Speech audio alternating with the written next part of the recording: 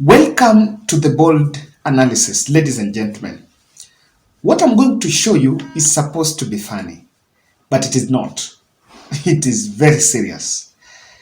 But then, Jeremiah is signaling a Sufuria revolution, which according to me is a symbol of unga, or rather emblems the cost of living, in the mountain, while Kimani Chungwa seems to have really is writing a letter to Treasury to go after Uhuru era firms, companies under Uhuru era that might have benefited from tax waivers. And someone says that someone did that remix. Na pande wengine anaongea hii, pande wengine anaongea hii. I want you to watch that video here. Kenyans again are aware there are those who used their offices as public officers in this country to grant themselves and their families and their cronies tax waivers. I have today written to the Cabinet Secretary, Professor Njuguna Ndung'u, requesting for information on all tax reliefs, exemptions and waivers that were granted from January 2018 to date.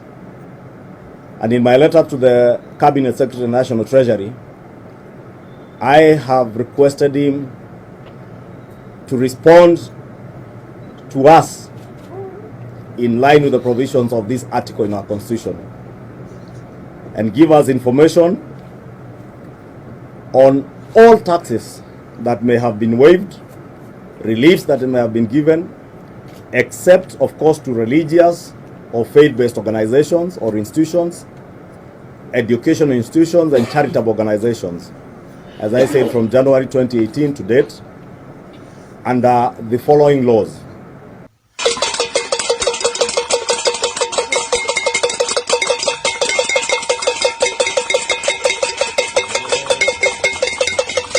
Now, that is juxtaposition, you know. You can compare what's going on, what's the communication. Wakati mwingine napiga, anasema huku wewe tunaendea tax huko, mwingine namwambia wewe unapiga kelele. Ile kitu ambayo unafaa ufanye ni uangalie hii mambo ya hii sufuria. I'm telling you. Now, I want to show you how the issue of the tax has successfully been used by the state to hoodwink the public. I tend to call it's actually a sideshow. They're sideshows. And I want to play for you a clip here of some, sorry to say, but he's a Kalenjin guy. I think, I did not mean to profile him, but of course he is a Kalenjin guy, trying to tell off Uhuru Kenyatta over the matter. And when I listen to that gentleman, it is just what the population has been fed with. To tell you, please, Your Excellency, heshimu retirement yako. Wachie wa Kenya, wachie William Samoei Ruto angangane apupue uchumi ya Kenya hii. Yako kula retirement yako, saa hii uko na haki ya kukaa Eshaweri. Kama nataka kula ile viti yako na kulanga, kula kabisa. Kama unataka kula mpaka naoga naye, sawa, lakini wachana na William Samoei Ruto. Aongoze Kenya hii, ako na mpango kamili ya kubadilisha uchumi ya Kenya hii. Hiyo nataka nikueleze. Kama uchapata ripoti na kupatia na sikufichii na kuambia, I was your great supporter. Nilikusupport sana. Lakini saa hii unaanza kuchochea kusema ati wengine wanapiga kelele. Ruto hajapiga kelele. Hiyo tatu wasoni start moja kwa na nyinyi mkalia. Ruto alifinya kidogo ndio hii mkasema kwek pato. Mtasema pato. Saa hii pato maneno. Ruto aendelee kufinya. Ruto finya watu walivyo kote. Finya uchumi hii ikuje mzuri. Finya kabisa. Finya wote ambao walivyo kote. Finya mpaka waimbe mzuri. Uhuru ameanza kujitokeza. Raila amejitokeza. Kuna wengine endelee kufinya. Kenyans tuko nyuma yako, tunataka uchumi iboreke. Ndio vijana wetu wapate kazi. Unga ikuje chini, mafuta ikuje chini. Hiyo pesa 1.6 trillion ikirejeshwa Kenya hii ama ikilipwa, bei ya mafuta itakuja chini. Bei ya unga itakuja chini. It is very disheartening to see a man, the mzee there, exposing what I would call his ignorance in public. How many times are we going to tell the public that even if Uhuru and Raila and everyone was to pay tax, which Ayeze Washinda they can still pay, even what was waived, it's not gonna fix your problem. Your problem is not their tax. Your problem is your tax. And the tax that affects you is not the one I'm talking about. Now in this video, I want us to look at the tax chaos in Mount Kenya. And I can tell you, they will derail Ruto's government. Kindly subscribe to our channel.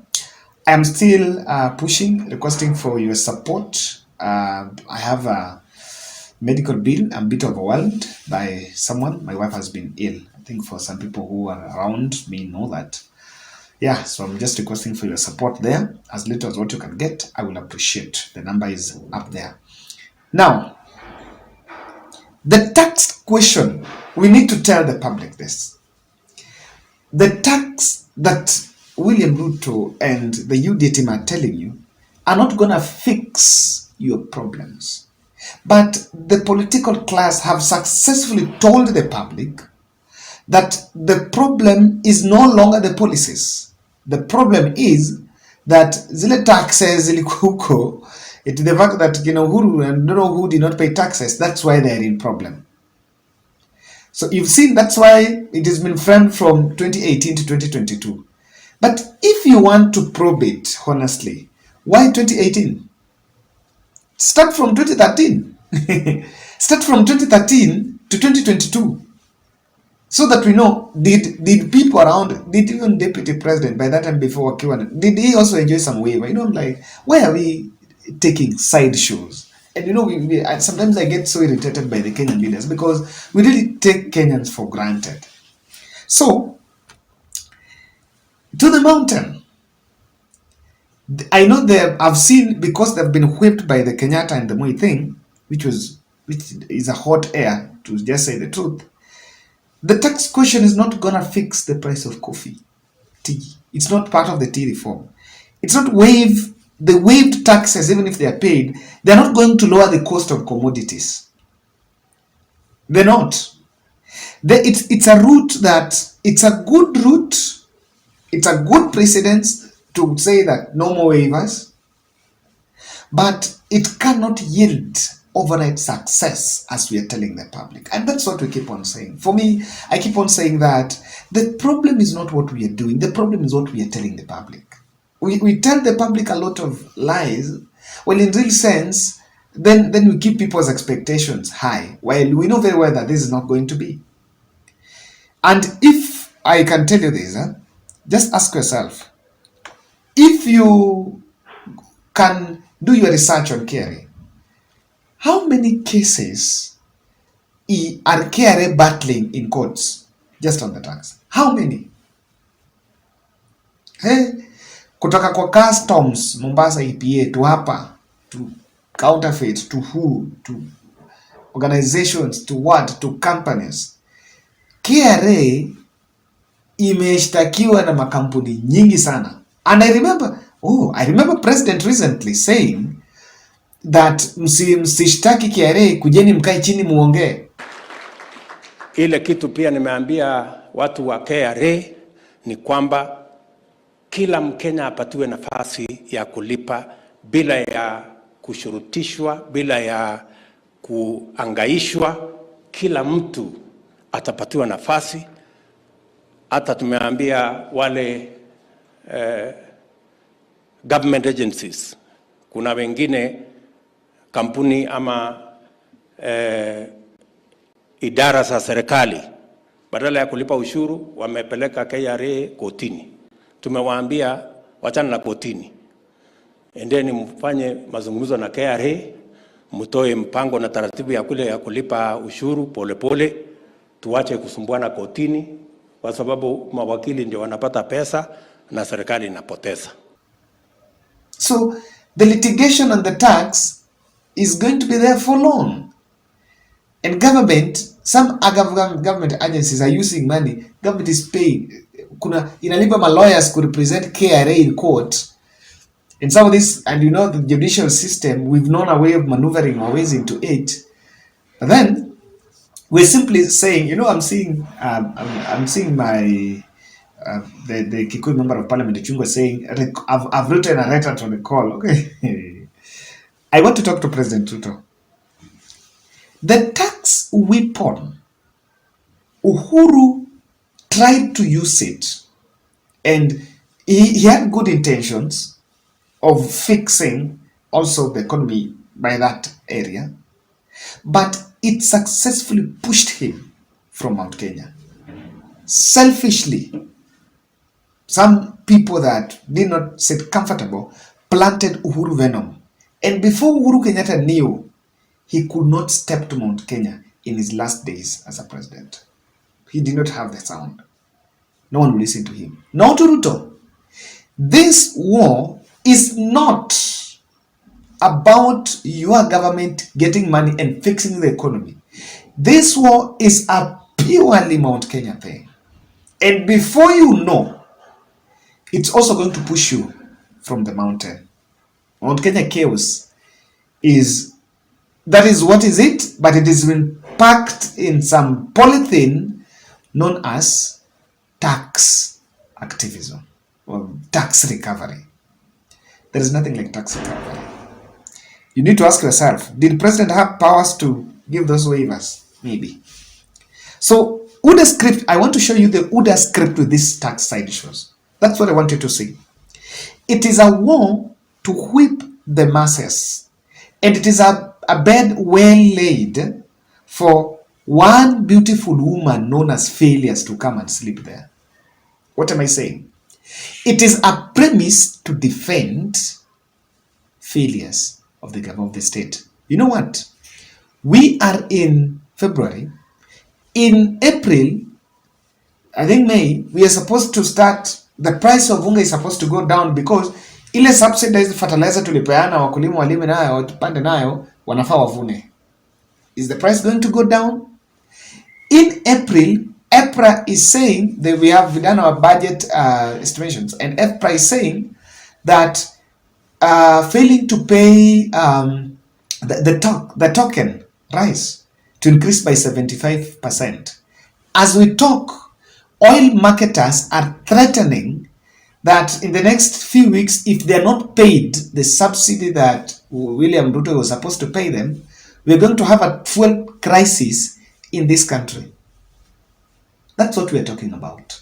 So, and the president, we have also mentioned that next few days, next few months, we should be on our way to building 100 dams, and we've not even started the third one. Now, that is the real issue, and Kenyans must keep their eyes on the ball. This text sideshows is just a premise that, according to me, will be used by the same politicians to tell you that we failed here, haijafanyika kwa sababu ya hii, hii haijafanyika kwa sababu ya hii, hii haijafanyika kwa sababu ya hii. Before you know, utakuwa una worship. The other second thing is there is a script to activate Uhuru blame currency, and it is being activated to crystallize the mountain. The state might have known, the political operatives around William Ruto might be seeing what we've been saying, that people are unhappy with how things are going. And you will see, brothers, when you talk to people, kila watu wanafurahi, hakuna kitu inafanyika. So they have known very well that as things go, you cannot go to the mountain. The mountain that voted for William Ruto is not the one that you see now. These guys are also seeing, Wakenya si wajinga, so watu wanaona, kama mambo haiendi sawa, watu wanaona. So that Uhuru thing is being activated to create him as a common enemy and crystallize the mountain. But then, there could be a plot simple to intimidate and push some firms out of business. That will create new monopolies. And you can also you cannot underestimate the fact that the tax sideshows are also being generated with an ambition to kick other people out of business and, of course, come back into it. Raila suppression efforts, because Raila is heading to the mountain. What Ruto must see is this.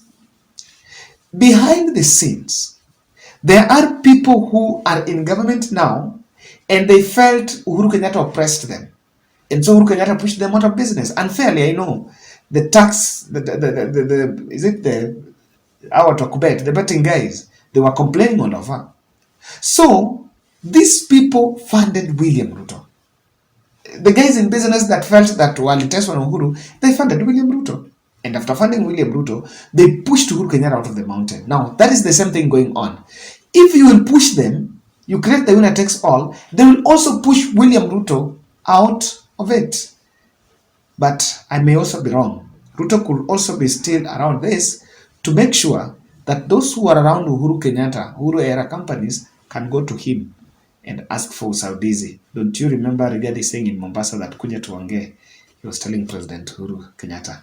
Let's meet in the next, and I want to see your thoughts, guys. Do you think the side shows are going to yield the fruits?